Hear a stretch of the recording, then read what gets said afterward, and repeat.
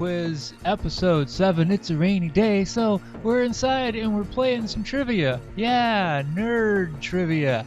Got 20 questions for you on a few different nerdly topics. Put your nerdly knowledge to the test. As always, round 1 is literature, and I'm going to read you the opening line to a science fiction or fantasy novel, and I want you to tell me the name of the novel and its author.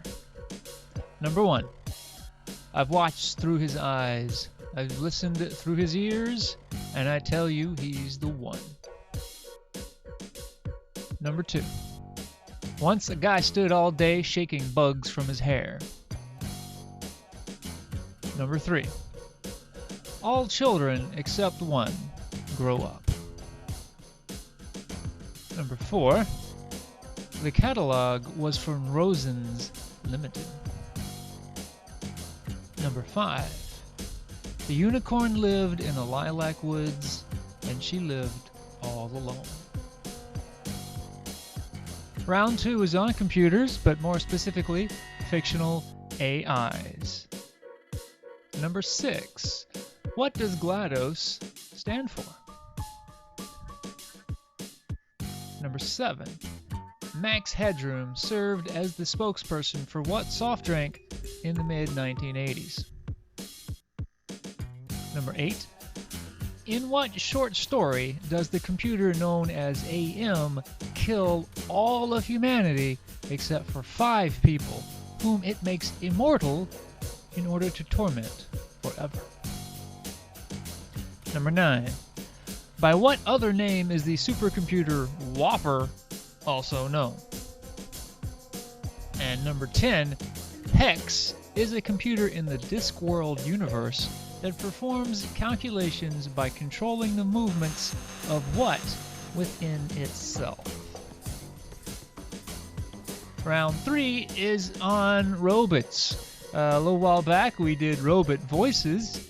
This time we're going to do robot faces. And yes, I will always say it like that. I'm going to show you the faces of 5 different automatons from movies, some from television, and I want you to name those robots. Number 11.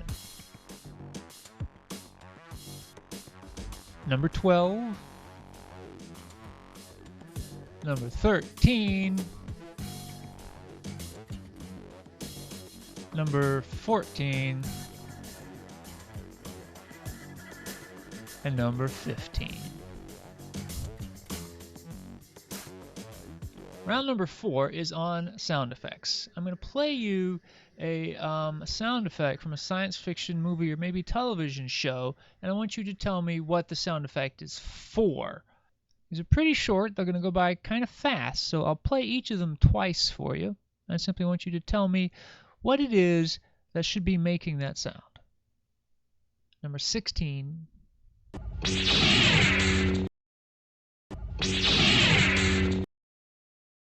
Number 17.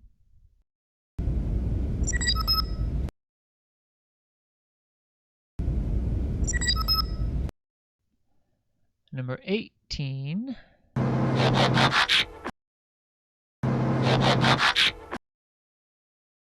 Number 19.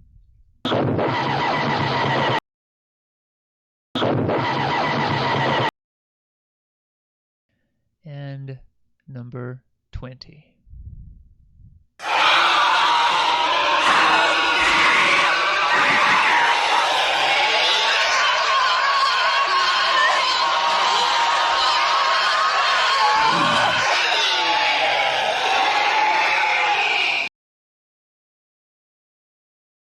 Okay, pencils down, everyone. Yeah, we're going to go over the answers now.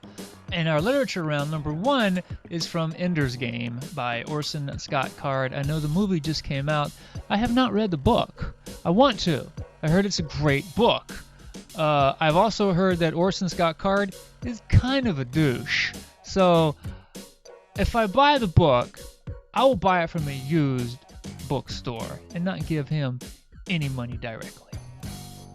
Number 2 is the opening line from the novel-length head trip known as A Scanner Darkly by Philip K. Dick. almost all of his books are trippy. Philip K. Dick was a trippy guy.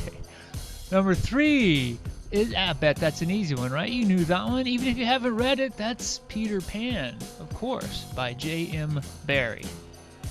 Number 4 is from a book I just fell in love with as a kid, man. That's from Magic Kingdom for Sale, Sold, by Terry Brooks. Read a few of those in that series.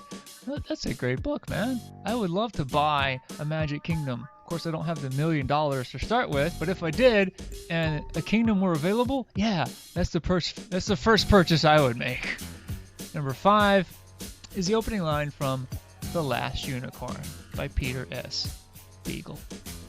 Round 2 on fictional AIs. Number 6, what does GLaDOS stand for? Why, that stands for Genetic Life Form and Disk Operating System. Number 7, Max Headroom was the electronic spokesman for New Coke. He won me over from Pepsi. That's why I drink Coke right now, because Max Headroom told me to.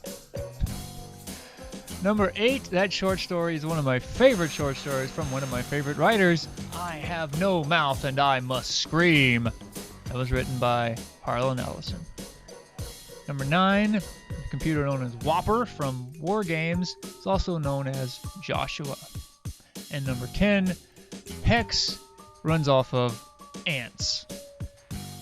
Yeah, it's weird. There's even a little sticker apparently on the side of Hex that reads Anthill inside. Number 3, robots. Did you know these guys? I hope you knew some of them at least. Number 11, that's Gort from The Day the Earth Stood Still. Klaatu Barata Nikto. Yeah, you tell him that and he shuts down. Number 12, that is Robbie, the robot from Forbidden Planet, another old classic science fiction movie.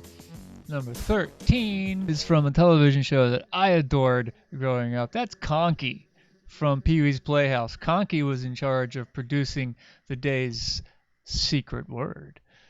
Number 14 was Tweaky, the somewhat annoying robot from the Buck Rogers TV show from the 70s. And number 15 is BB from one of John Carpenter's lesser films, Deadly Friend.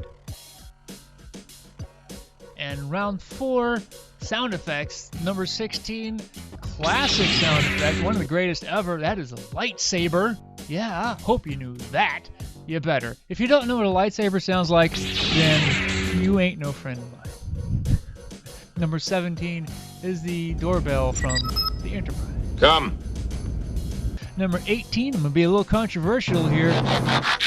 That was a transformer, of course, but that was a better sound effect than the lightsaber. I don't care what you think. It's my show. I'm telling you, that's a better sound effect. Yeah, deal with it. Number 19 was the Martian Death Ray from the original movie version of The War of the Worlds. And number 20 was the scream of a body snatcher. That is not a human sound, is it? No, of course not. That's someone who's been body snatched. Scary, man. Hey, here we are. Yeah, we're at the end of Nerd Quiz number 7. Now it's time for me to talk just a little bit about things that I love. And I mentioned used bookstores previously when I was dissing Orson Scott Card. I love used bookstores. I bet you guys do too. Those are fantastic, man. They have that used book smell. They smell like old paper. That's euphoric.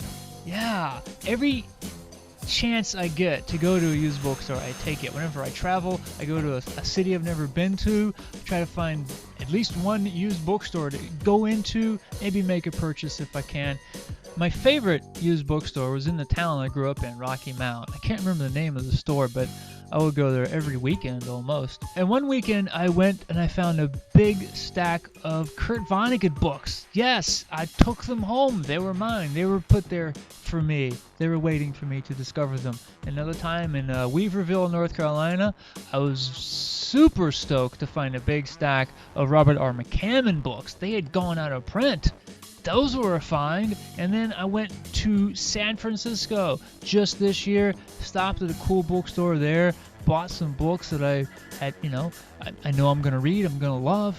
The greatest thing about a used bookstore, I think, is people who own used bookstores love books, and it just permeates throughout the shelves. They've organized them by category, and they've organized those categories by authors, and they've put the love and the care into shelving those books, and it shows.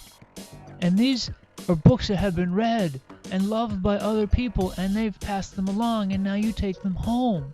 Those books were sort of at an orphanage there at the bookstore, and you adopt them, and you give them homes on your shelves, and you read them, and you love them, and you put your favorite bookmark inside, and you read them over and over again. And then maybe you pass them on to your kids, or you sell them at a yard sale, but those books were loved, and that love gets passed on to another. It's a chain of literature. It's a chain of love. Isn't that a 70s song? I think so.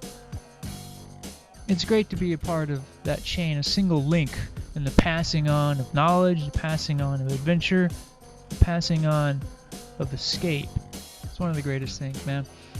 Thank you guys for being with me here on the journey. I had a great time. I hope you guys are enjoying the nerd quizzes here. The trivia does come first and the rambles come second. But I do love doing the rambling. If you've come with me this far, thank you very much. Thank you, 9 Inch Nails, for the use of your great music. And thank you, the internet, for being such a loving, caring place. At times. Anyway, see you guys next time. Until then, hey, go out and do something awesome. Buy a used book and give it a home. But don't give any money to Orson Scott Card. Guys are dick. Bye.